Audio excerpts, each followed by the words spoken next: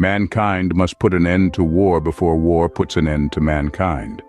These profound words were spoken by none other than John F. Kennedy, the 35th President of the United States. JFK's dream was one of peace, a world where the instruments of war are outpaced by the instruments of peace.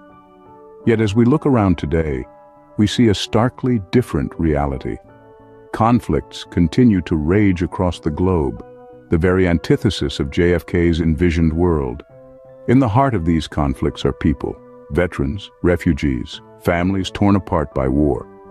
Their stories are a testament to the harsh reality of war, a reality that JFK so ardently wanted to change. The vision of peace was clear to JFK, so where did we go wrong? The answer to this question takes us on a journey through time and history, a journey that unveils the complexities of JFK's anti-war dream and its relevance in our world today. Unraveling JFK's dream, we must delve into the archives of history.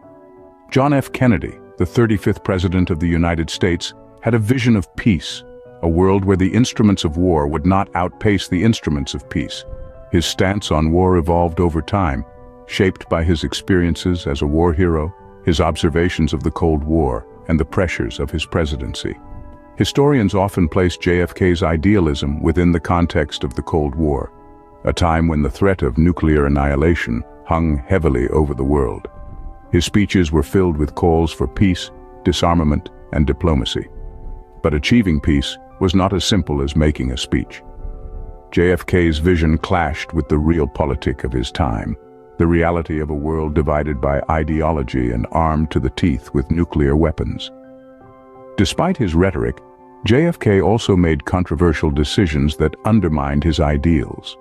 He increased military spending and approved covert operations that escalated conflicts abroad. These actions, while perhaps necessary in the context of the Cold War, made his dream of peace seem more like a distant ideal than a realistic goal. Yet JFK's call for peace has not been forgotten. Modern anti-war movements echo his words, striving for a world where diplomacy trumps violence and the instruments of peace outpace the instruments of war. These movements focus on achievable goals, such as reducing military spending, promoting diplomacy, and advocating for the rights of those affected by war. They remind us that JFK's dream, while complex and fraught with challenges, is not an impossible one. The battle between JFK's peace vision and realpolitik was a complex one, a struggle that continues to this day. As we explore the complexities of JFK's vision, we are reminded that the path to peace is not a straight line, but a winding road filled with obstacles and detours. Yet it is a road worth traveling, for the promise of peace is a dream worth pursuing. Change begins with a single step. Let's explore how we can walk towards peace. It starts with challenging war myths. Movies and media often glamorize battle, but we must confront and question this narrative. Unmask the reality of war, its pain, and its cost. Next, lend your voice to NGOs that focus on war-related issues.